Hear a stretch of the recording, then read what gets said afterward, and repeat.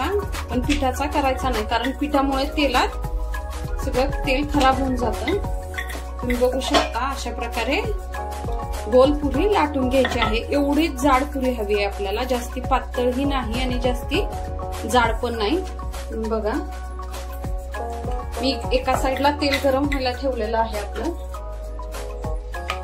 लाटून घेतलेले आहेत. मी तुम्हाला तळून दाखवते. मी आता तुम्हाला पुऱ्या तळून दाखवत आहे कशा फुगतायत ते.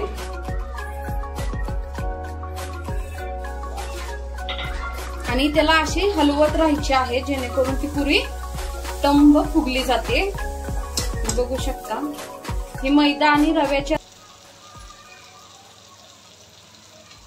आपण ही जी ग्रेव्ही केलेली आहे ती टाकून घ्यायची. बनवणार आहे मी, त्याच्यासाठी मी 1 पाव दूध घेतलेला आहे, 1 पावशर, 3 चम्मच रवा घेतलेला आहे, मिठाई मेड घेतलेला आहे आणि 1 ग्लास पाणी घेतलेलं आहे. मी दुधामध्ये हे अर्धा ग्लास पाणी ओतत आहे.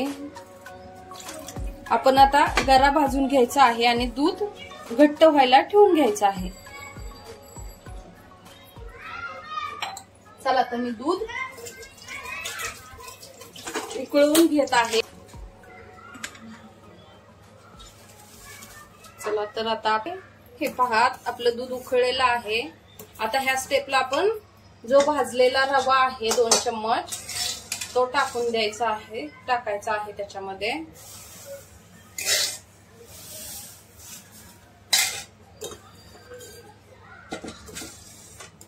जास्तीही रवा नाही यूज करायचा आहे, कारण रवा जास्ती झाला तर त्याचा शिरा बनून जाईल.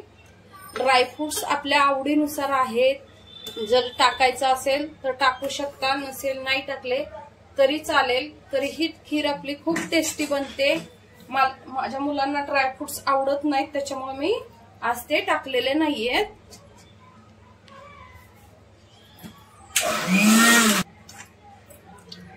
ही पहा आपली खीर तयार झालेली आहे. मस्त असं छान वास सुटलाय. आपण वरून तूप सोडू शकतो त्याच्यामध्ये, जास्ती तूप आवडत असेल तर.